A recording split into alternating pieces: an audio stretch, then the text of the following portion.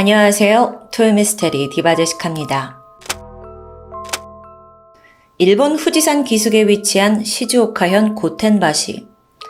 2010년 3월 이곳에 있던 한 멀쩡한 주택이 매물로 등장합니다. 전 주인이 대출을 갚지 못해서 경매에 나오게 된 상황이에요. 머지않아서 이 집은 한 부동산 업자에게 낙찰이 되었고요. 5월 5일 거기에 원래 살던 거주자가 나가고 나서 부동산 업자가 집을 청소하기 위해 전문 업체를 부르게 되죠. 아침 한 9시 50분쯤이었습니다. 업체 직원이 집 마당에 있는 작은 창고에 들어가서 청소를 하고 있었어요.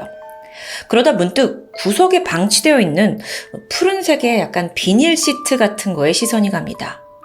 이 비닐이 접착 테이프에 감겨서 둘둘 말려있는 상태였는데 이게 얼핏 봐서는 폐기물 같기도 해요.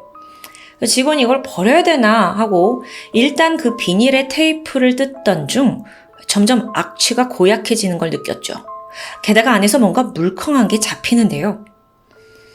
비닐에 쌓여있던 건 여성의 시신 한 구였습니다. 놀란 직원이 서둘러 경찰에 신고를 했고 얼마 후 지문 감식을 통해서 신원을 알아낼 수 있었습니다. 그녀는 약 3달 전부터 실종 상태였던 당시 26살의 히사마츠 히로코. 시신이 이 집 지금 창고에서 발견됐잖아요. 그렇다면 즉각 전 소유자가 누구였는지 소환을 해야겠죠. 그는 44살의 남성 쿠아타 카제아였습니다. 머지않아 놀라운 사실이 드러나요? 쿠아타와 숨진 히로코가 과거 부부 사이였다는 거예요. 지금은 이혼했고요. 그런데 정작 둘의 보금자리는 여기가 아니었고요. 시즈오카 현의 또 다른 아파트에 살았었다는데요. 어쨌든 이 히로코의 전 남편 명의의 집에서 시신이 발견된 겁니다. 그럼 당연히 이 남자가 유력한 용의자예요. 게다가 소환이 됐을 당시 쿠아타는 이미 1,000만 원 상당의 사기 혐의로 기소가 되어 있는 상태예요. 그것 때문에 집도 경매로 넘어갔던 거고요. 시신이 발견된 지 3일 후인 5월 8일, 경찰은 쿠아타를 살인 및 사체 유기죄로 긴급 체포했습니다. 자, 이제는 조사를 통해서 사건의 경위를 파악할 차례죠?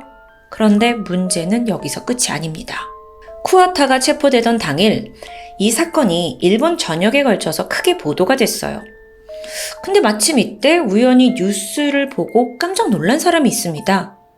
중년 여성인데 막 이렇게 뉴스를 보다가 갑자기 남편을 불러가지고 말했죠.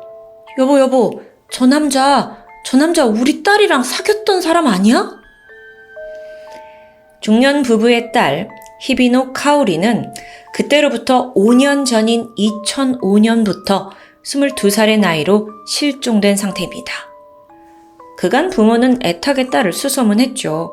하지만 지금껏 5년 동안 감감무소식이에요. 그런 딸이 과거 사귀었던 남자가 살인 용의자로 뉴스에 등장했다면 부모의 마음은 어땠을까요? 카오리 씨의 어머니는 곧장 경찰서에 달려가서요, 이 자초지종을 설명했어요. 신고를 접수한 경찰은 이 카오리 씨 실종 사건도 연관이 있다는 걸 감지했고 그때부터 쿠아타에게 사건에 대해 강력하게 추궁합니다. 근데 그는 모르는 일이라면서 그냥 딱 잡아떼는데요. 결국 끈질긴 추궁을 했고 같은 해 8월, 그러니까 검거된 지 3개월 만에 쿠아타가 입을 엽니다. 자기가 카오리를 죽인 후에 시신을 유기한 걸 인정하게 된 거죠. 8월 12일, 쿠아타가 지목한 한 공터에서 드럼통에 담겨있는 카오리 씨의 시체가 발견됩니다. 그 앞서 발견된 히로코 씨 시신과 비슷하게 사체가 비닐 시트로 감겨져 있었어요. 이렇게 2명의 여성을 살해한 연쇄 살인범의 정체가 드러나는데요. 자, 이게 어디서부터 어떻게 시작된 거냐?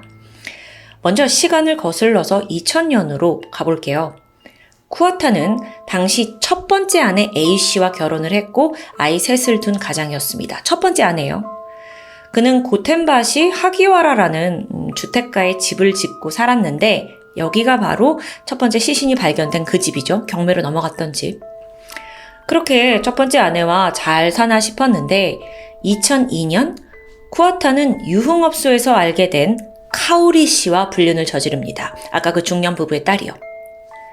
카오리 씨는 22살의 어린 나이였지만 업소에서 일을 하면서 용돈벌이를 했다고 해요. 근데 이 돈이 꽤 많았어요. 그래서 그녀는 늘 또래보다 수중에 큰 돈을 가지고 있었고요. 근데 이걸 알게 된 쿠아타가 그렇게 찌질할 수 없습니다. 어느 날부터 자신의 애인인 카오리에게 돈을 빌리기 시작합니다. 또 어떨 때는 카오리 허락도 없이 그냥 무단으로 돈을 막 인출하기도 했고요. 근데 카오리가 사실 22살밖에 안 됐잖아요. 그래서 쿠아타는 그래도 뭐 중년 남성이니까 지금은 급해서 내 돈을 쓰는 거겠지만 언젠가는 갚겠지 이렇게 믿었는데 그 시간이 무려 1년, 2년이 흘렀고요. 빌려간 돈을 다 합쳐보니까 990만 엔, 하나로 1억에 달합니다. 2005년 가을, 카오리는 꾹꾹 눌러왔던 불만을 터뜨리기 시작했어요. 아니 아무리 애인이라지만 뭐 거의 아빠뻘 되는 중년 남성이 자기 돈을 계속 가져가고 갚지도 않는 걸 참을 수 없는 거죠. 그리고 무엇보다도 그녀는 이 쿠아타가 가정이 있는 걸 알고 있습니다. 자기와는 바람을 피우면서 자기한테 가져간 돈으로 원래 가정을 지키고 있다. 이 점도 너무 화가 났고요. 그러면서 큰 결심을 하는데요. 때마침 당시 쿠아타는 주택 리모델링 일을 하면서 일정한 수입을 벌어들이고 있었어요. 그러니까 카오리 입장에서는 당신도 돈 버니까 이제 내 돈 내놔라 하고 용기를 내서 당당하게 말을 했죠. 근데 이때 쿠아타의 반응이 예상 외입니다. 아니 내가 돈을 빌린 적이 있어? 아니 그러니까 자기가 돈을 빌렸던 게 아니고 둘이 함께 연애를 하면서 그 돈을 같이 쓴 거다라는 황당한 논리입니다. 그래서 화가 난 카오리가 너 이런 식으로 내 돈 갚지 않으면 경찰에 신고를 할 거다. 이렇게 강하게 나갔는데 사실 그때의 카오리 마음은 뭐 이번 기회에 그래도 자기 뭐 애인이니까 좀 불성실한 태도를 좀 고쳐줬으면 좋겠다라는 생각이었죠. 쿠아타는 여전히 적반하장입니다. 게다가 속으로는 사실 카오리를 좀 괘씸하다고 생각하던 차였어요. 그게 왜 그랬냐면 사실 얼마 전인 2005년 10월 말에 우연히 카오리에게 2천만 엔, 그러니까 약 2억 원의 현금이 있다는 걸 알게 됩니다. 그리고 배신감을 느꼈대요. 이게 왜 그러냐면 지는 이렇게 큰 돈 있으면서 나한테 990만 엔 갚으라고 이렇게 쪼잔하게 굴어?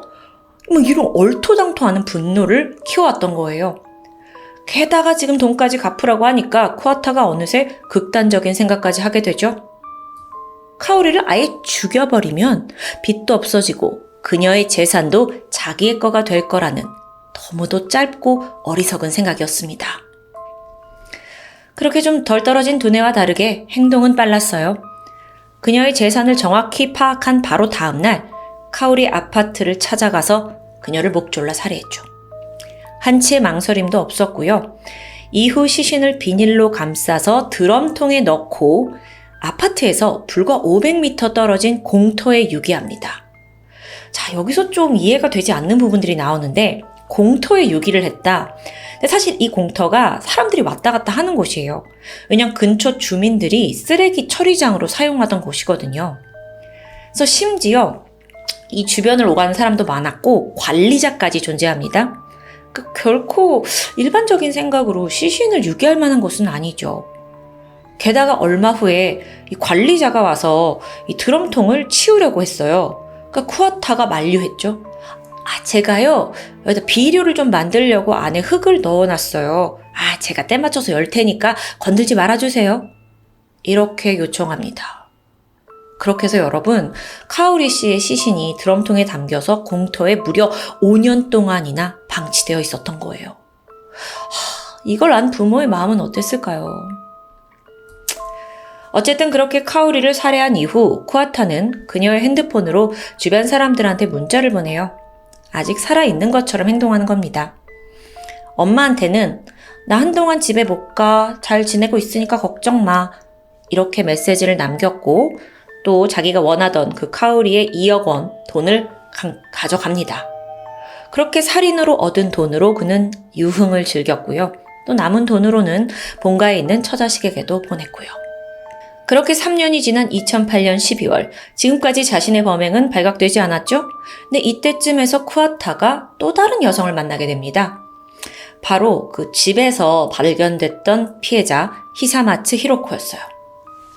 당시 그녀는 이혼을 하고 나서 2명의 아이와 함께 살고 있었는데 어쩐 일인지 쿠아타가 그녀에게 아주 심하게 빠져버립니다. 결국 만난 지 반년 만인 다음 해 6월에 신속하게 본처랑 이혼을 했고 히로코 씨와 새로운 가정을 꾸리게 돼요. 쿠아타, 히로코, 그리고 그녀의 2명 자녀들까지 해서 시즈오카현에 있는 한 아파트에서 신혼생활을 시작하게 되죠. 그 당시 주변에 살고 있던 주민들에 따르면 두 사람은 아이들과 같이 웃으면서 산책하는 모습이 자주 목격됐다고 해요. 자연스럽게 사이좋은 부부라는 소문이 났었고요. 근데요, 여러분. 이쯤에서 쿠아타에게 또 다른 고민거리가 생깁니다. 좀 자기가 하려고 했던 사업이 잘 안 돼요. 그리고 금전적으로 쪼들리기 시작한 겁니다. 카오리한테 강탈한 돈도 다 바닥이 났고요. 전처와 아이들은 여전히 그 고텐바시 집에서 살고 있었는데 여기에 대출마저 밀린 지 오래였어요. 이대로라면 집이 압류되는 것도 시간 문제죠. 그런데 이런 경제적인 문제는 그 쿠아타와 히로코 부부 사이를 서서히 갈라놓게 만듭니다. 생활비를 왜 이거밖에 안 주냐, 이걸로 싸우는 날이 많아졌고요. 집에서는 매일 고성과 울음, 비명이 들려왔다고 해요. 게다가 문제는 이뿐만이 아니죠. 쿠아타는 그 이혼한 전 아내와 또 3명의 아이들이 사는 집에 또 자주 출입을 했습니다. 이게 재혼한 부인 입장에선 좀 짜증나죠. 처음에는 아마 애들 때문에 그러나 보다 싶었지만 빈도수가 점점 늘어나는 거예요.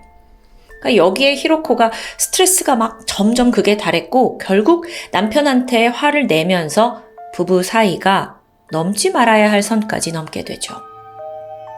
2010년 2월 돈 문제, 왜 이렇게 전부인한테 자주 가냐, 가족 문제, 이렇게 분노를 쌓아왔던 두 사람이 그날도 부부싸움을 벌였습니다. 그러다 남편이 아내에게 폭력을 휘둘렀고 급기야 구급차까지 출동해요. 그리고 일주일 후인 2월 23일, 이날을 마지막으로 더 이상 히로코 씨를 본 사람은 없습니다. 그런데 아내가 어느 날 갑자기 횡방불명 됐잖아요. 근데 쿠아타의 행보는 기가 막혀요.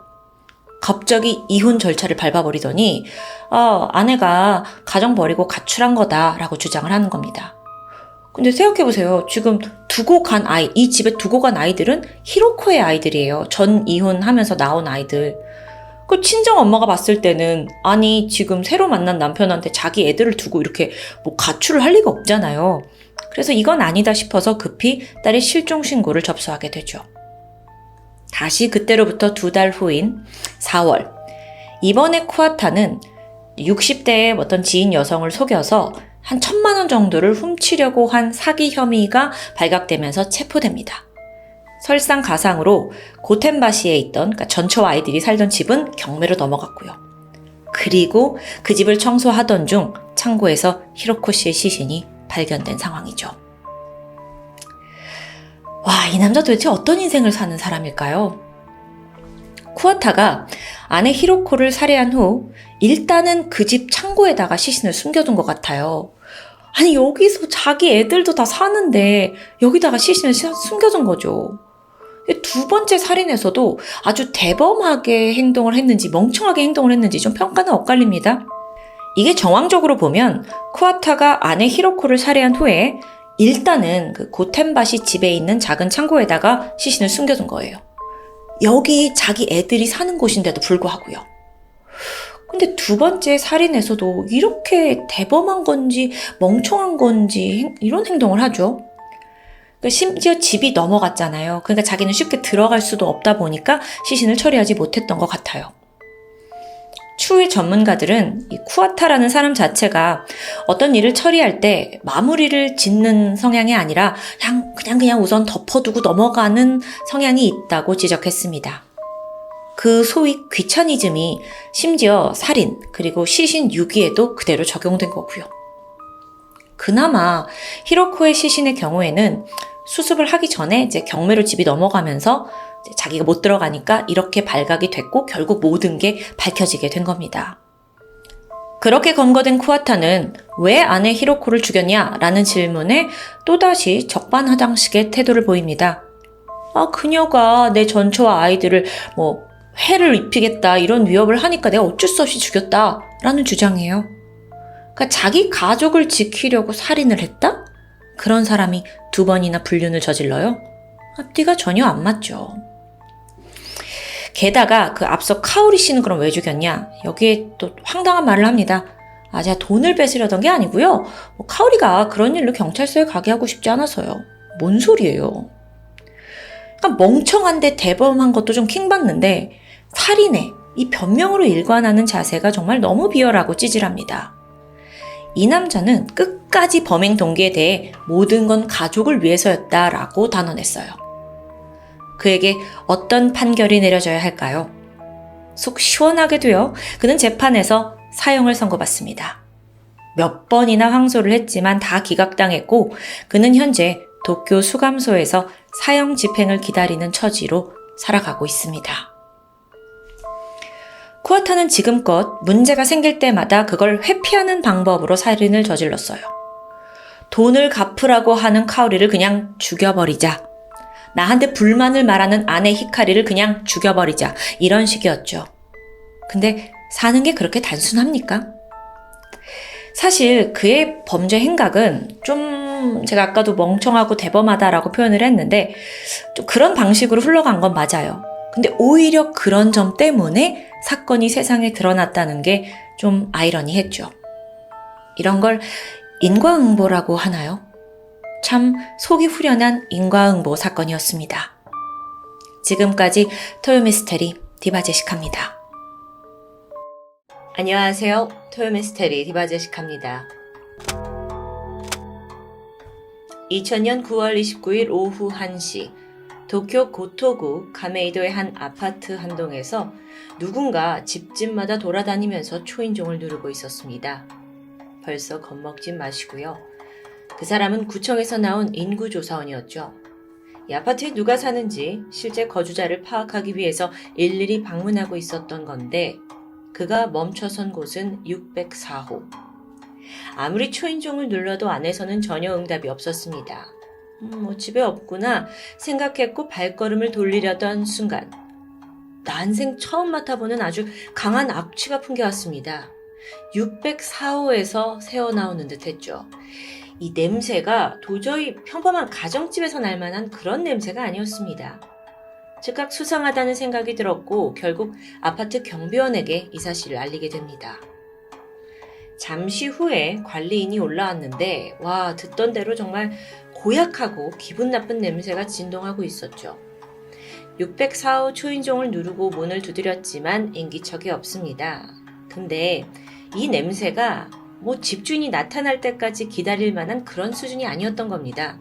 그래서 관리인이 별 수 없이 604호 현관문을 강제로라도 열어야겠다고 생각했죠. 그래서 무심코 문고리를 잡고 왔다 갔다 해보는데 예상외로 문이 스르르 열립니다. 잠겨있지도 않았던 거죠. 관리인이 놀래면서 조심스럽게 안으로 들어가 봅니다. 내부에는 냄새가 더 심각했습니다. 악취의 근원지가 확실했죠. 그렇게 집안을 살피다가 곧 비명을 지르고 바닥에 주저앉고 마는데요. 그가 본 건 반나의 상태로 침대에 누워있는 심하게 부패된 여성의 시신이었죠. 그녀는 이 604호에 홀로 거주 중이던 28살의 만화가 요시다 요코였습니다. 사실 발견 당시에 부패가 너무 심했어요. 그래서 유관이나 또 심지어 지문으로도 신원을 알 수 없었고요. 치아를 감식한 끝에야 겨우 신원을 알아내게 됩니다. 부패가 심했다 보니 정확히 언제 죽은지도 밝혀내기가 쉽지 않았죠. 그나마 명확한 건 질식사로 사망했다는 점입니다. 시신에 목이 졸린 흔적이 선명히 남아있었거든요.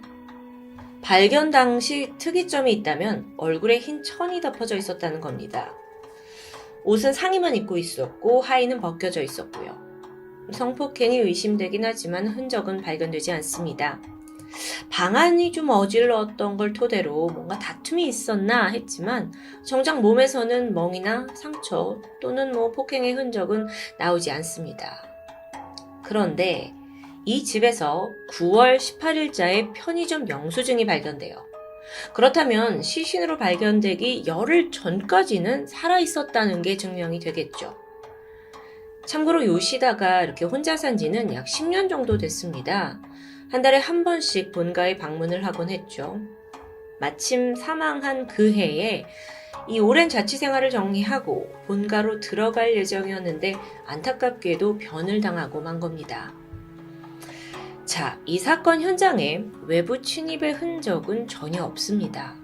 어질러진 것도 없고 무엇보다도 집안에 꽤 돈이 있었어요.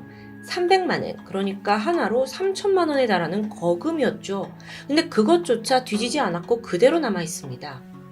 강도살인은 아니라는 건데요. 여기서 눈여겨볼 게 뭐였냐면 이 아파트 같은 층 복도에 요시단의 집 열쇠가 떨어져 있었다는 거예요. 열쇠. 이 열쇠는 요시다가 평소 들고 다니던 건 아니었고 비상용으로 복사해둔 여벌의 열쇠였죠. 집주인이 원래 열쇠를 두고 여벌의 열쇠를 사용했을까요? 그게 아닐 가능성이 크죠. 그래서 이게 범인이 사용했다라는 거에 무게가 실렸고 경찰은 이 여벌의 세컨드 열쇠를 맡길 만큼 아주 가까운 사람이 저지른 범죄가 아닌가라고 초점을 맞추게 됩니다. 자, 그렇다 보니까 이 요시다의 지인들이 줄줄이 경찰서로 소환되기 시작했어요. 그런데 그 중에 뭐 의심 가는 사람이나 혹여 살해 동기가 있을 만한 사람은 당최 없었죠. 이 사건은 일단 시신의 발견이 좀 늦었습니다. 그리고 현장에서 뚜렷한 증거물도 없었고 수사가 쉽지 않아 보여요.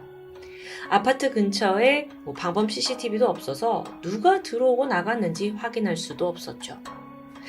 그럼 범인이 분명 들어왔고 나갔을 텐데 어떤 경로를 이용했을까 한번 예상해 볼까요? 이 아파트는 JR 전철과 도부철도가 지나가는 역에서 가깝습니다. 그리고 또 아파트 앞쪽에 큰 대로가 있었고요. 그렇다면 범인은 가까운 전철을 이용해서 이동했거나 대로나 여기에서 자전거나 택시로 도주한 게 아닌가라고 추정이 되죠. 이 부분은 추후에 굉장히 흥미로운 파트에서 다시 한번 언급됩니다. 한편 이번에 경찰은 요시다 요코의 행적을 추적했어요. 그녀는 만화가라고 제가 먼저 말씀을 드렸는데 자신의 본명이 아닌 스기자키 쿠우루라는 예명으로 활동하고 있었습니다. 동인지의 만화가로 이름이 알려져 있었죠. 고등학교 때부터 그림의 소질이 보였고 졸업 후에 본격적으로 작가 활동을 했는데 사실 그녀는 꽤나 인기 있는 작가였다고 합니다. 이미 20살 때 연수입이 1억 정도 되는 고수입을 올리면서 확실히 이 업계에서 자리매김을 했던 사람이죠. 그 인기가 또 수년간 이어왔고요. 그녀가 사망했을 당시 28살이었는데 사실 20살 때부터 탄탄하게 명성을 쌓은 겁니다. 그 인기를 좀 가늠할 수 있는 건 요시다가 생전에 참여를 했던 코믹 마켓이라는 데서 볼 수 있습니다. 이걸 줄여서 코미케라고도 부르는데 코믹 마켓이 뭐냐? 이게 1년에 2번 일본에서 개최되고 있는 세계 최대 규모의 만화, 그러니까 애니메이션 행사입니다. 3일간 열린다고 해요. 그리고 여기에 무려 50만 명이 넘는 사람들이 이제 참여를 하죠. 여러분이 모르신다 해도 저도 몰랐지만 상당히 큰 행사인 것 같습니다. 그렇다 보니 일본의 그 만화 작가들에겐 여기가 꿈의 무대라고 하는데요. 특징이 뭐냐면 작가가 각각의 그 지정된 부스에 앉아서 직접 얼굴을 비추고 또 자신의 작품을 판매합니다. 요시다가 부스를 열게 되면 매번 그녀를 만나고 싶고 또 그녀의 작품을 사려는 팬들이 줄 길게 늘어서 있었다고 해요. 굉장히 인기가 많았던 거죠. 요시다는 평소에 그 만화의 내용이 좀 여성들이 좋아할 만한 내용이었다고 합니다. 그래서 팬들도 당연히 여성이겠거니 싶었지만 특이하게도 그녀의 열혈 팬 중에는 남성들이 굉장히 많았다고 해요. 그 이유가 뭘까? 사실 요시다는요, 만화 외에도 외모가 굉장히 수려한 걸로도 유명했습니다. 그렇다 보니 남성 팬들에게 큰 관심과 사랑을 받았던 거죠. 자, 그렇게 보면 굉장히 자신의 분야에서 큰 성공을 거두었던 요시다입니다. 남부럽지 않은 삶을 살았을 것 같은데요. 이때 경찰이 의심했던 건 열성 팬들이었죠. 그래서 혹시나 하는 마음에 그 코믹 마켓에 참여했던 사람들, 더불어 관계자들까지 폭넓게 조사했습니다. 하지만 결국 여기서도 용의자를 선별해낼 수는 없었어요. 그런데 여러분, 생전에 요시다가 어떤 사람이었는가 이 행적을 파헤치다가 경찰이 엄청난 사실을 알게 됩니다. 그게 요시다가 생전 숨기고 싶어 했던 은밀한 비밀이었죠. 아니 정말 모두가 부러워할 만한 인생을 살 것 같던 그녀가 도대체 무슨 이유인지 시부야 술집에서 일했다는 부분입니다. 시부야 술집. 그녀가 일하던 술집은 일반적인 술집이 아니라 회원제로 운영이 돼요. 그러면서 여기에는 이제 유명 연예인들이나 스포츠 선수 같은 셀럽들이 드나들던 약간의 비밀 클럽이라고 할 수 있는데요. 혹시 요시다가 뭔가 만화의 소재를 좀 얻으려고 잠시 일했던 게 아닌가 싶지만 아니었죠. 그 업계에서는 쟤는 본업이 술집 여자고 부업이 만화가다 라는 소문이 돌 정도로 아주 자주 출근했던 사람이라고 합니다. 그럼 혹시 돈을 더 많이 벌려고 일했던 걸까요? 어쨌든 그녀가 왜 그 비밀클럽에서 일했는지의 이유는 좀 제쳐두고요. 경찰로서는 살인사건의 용의자 범위가 훨씬 확대되죠. 이 술집의 단골 연예인, 운동선수, 그리고 또 함께 일하던 동료들까지 다 신문을 시작합니다. 이번에는 증거를 좀 잡을 수 있지 않을까 하면서 철저하게 조사했지만 이게 혐의점이 도무지 발견되지 않습니다. 그렇게 요시다에 대한 많은 게 밝혀지지만 정작 범인은 나오지 않는 사건은 그렇게 미궁에 빠진 채 몇 년이 흐르게 되죠. 그러던 2004년 일본 아사히 TV에서 이 사건을 중점적으로 다루게 되면서 다시 주목을 받습니다. 이 방송에서 그 요시다의 매니저였다라고 주장하는 남성 A씨가 등장해요. 그러면서 새로운 사실을 말해주는데 요시다가 죽기 얼마 전에 한 통의 편지를 자기한테 줬었다라고 털어놓습니다. 근데 그 편지를 주면서 요시다가 뭐라고 했냐면 읽지 말고 가지고만 있어달라. 나중에 때가 되면 열어봐라 라고 아주 의미심장한 말을 했다고 하는데요. 그 편지의 내용을 보니까 가히 놀라웠습니다. 난 아마 2, 3일 내로 죽을지도 모릅니다. 내가 표적이 되어 있는 건 틀림없습니다. 같은 지역에 있는 팬에게 살해당할지도 몰라요. 매일 편지를 끈질기게 보내는 팬입니다. 일본인이 아니에요. 같은 지역에 사는 어떤 스토커, 그러니까 외국인 스토커에게 시달렸다? 근데 2, 3일 내에 살해당할지도 모른다 라는 암시입니다. 사실 그 2000년대 초반에는 인터넷이 발달하지 않았잖아요. 그래서 만화 작가들이 그 자신이 발간해내는 만화책에 자신의 전화번호나 주소를 적어두는 경우가 있었다고 해요. 요시다 역시 팬들의 팬레터 이런 소통을 위해서 주소를 적어 넣었는데 그렇기 때문에 열성 팬이 있다면 쉽게 그녀를 찾아올 수 있는 상황이었던 거죠. 자, 이 편지 좀 의미심장한데 이 내용이 만약 사실이라면 스토커가 집 주변을 맴돌다가 범행을 했을 수도 있죠. 그래서 경찰이 본격적인 수사를 해야 되는데 잠깐, 이 편지 내용이 아무래도 좀 이상합니다. 외국인이다? 그래서 진위 여부를 확인해야 했고 필적 감정을 의뢰하게 돼요. 이게 이제 살아생전 요시다의 글자체가 맞느냐를 확인하는데 대박! 반전이 있었습니다. 편지 요시다 거 아니었어요. 편지를 쓴 사람은 추적을 하다 보니 그 제보한 자칭 매니저 A씨였습니다. 알고 보니까 요시다의 매니저도 아니었고요. 아니 그럼 왜 이제 와서 이런 일을 저질렀냐? 일단 이 남성은요 요시다의 동창이었습니다. 동창. 아니 동창이 왜 이런 짓을 해? 혹시 범인 아니야? 싶었죠. 왜 이렇게 황당한 자작극을 벌였냐 했더니 나는 어렸을 적부터 인기 만화가가 된 요시다를 오랫동안 질투해왔었다. 그게 동기다라고 털어놓습니다. 그래서 이미 죽은 요시다를 팬에게 살해당한 비운의 작가로 만들려고 했던 걸까요? 근데요, 다시 생각해보면 이미 운명을 다한 사람한테 여전히 질투심을 느끼고 4년 후에 다시 나타나서 이런 짓을 저지른다? 이건 너무 의심스럽죠. 그래서 경찰도 이 사람에 대해서 집중 조사를 했다고 합니다. 그런데 증거를 조작했다고 체포를 할 수는 없고 다각도로 조사를 했지만 영 살해 혐의점은 찾을 수가 없었고요. 그래서 그는 수사선상에서 벗어납니다. 뭐 되게 많은 반전이 있는 것 같은데 좀 허무한 결말이었죠. 하지만 끝은 아닙니다.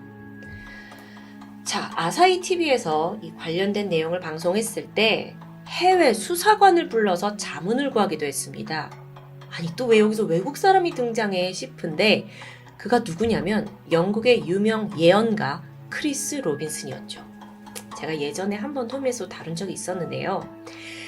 간략하게 말씀드리면 이 사람이 16살 때 교통사고를 당해요. 그래서 혼수 상태가 되는데 이때 이제 어떤 일을 겪었고 그 후로부터 꿈을 통해서 미래를 내다보는 능력이 생깁니다.